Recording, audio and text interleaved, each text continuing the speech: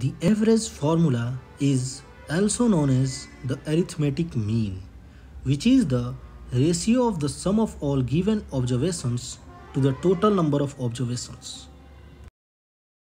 Let us consider an example. Calculate the average arithmetic mean of the 5 values listed below: 3.6, 3.8, 3.5, 3.7 and 3.6. In Excel, first enter the values in one column. Now, to compute the average, use the Excel function average cell range.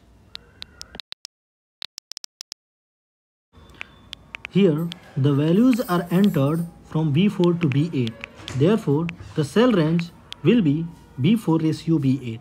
After entering the formula in the cell B10, click Enter key to get the average of the numbers.